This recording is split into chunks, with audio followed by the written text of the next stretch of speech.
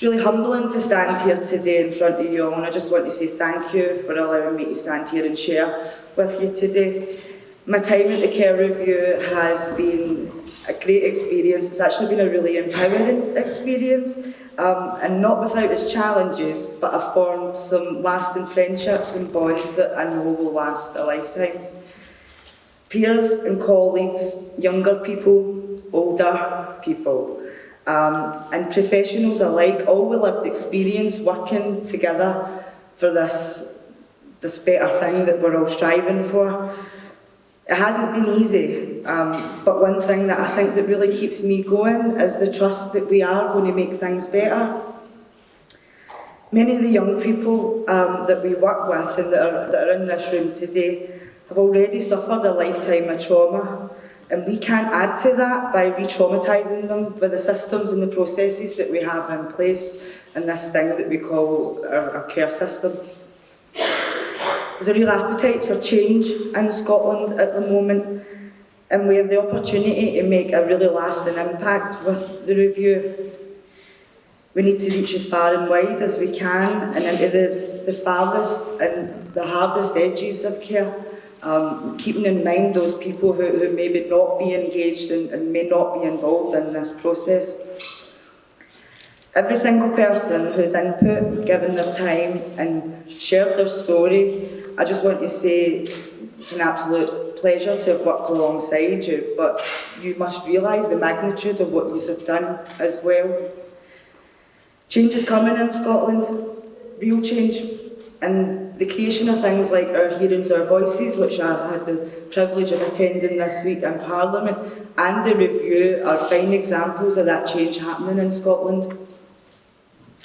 I'm often asked in the role that I do, how do we include people with lived experience, or what difference is it really going to make?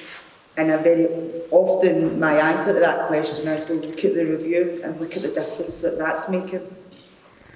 Look at how they've included people with lived experience and look at the change that's coming from that.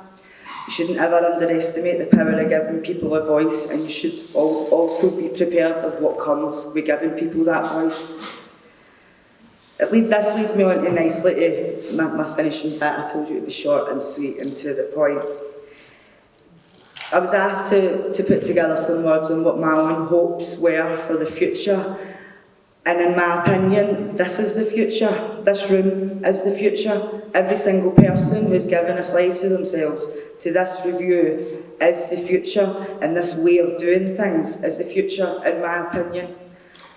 I believe that this realisation is really taking momentum in Scotland, and people are starting to understand and realise that people with lived experience are more than just someone or something for you to consult or pull into a piece of work or a review you might be doing. They're actually an integral part to everything that you do, the processes and the functions that we have in this system called care.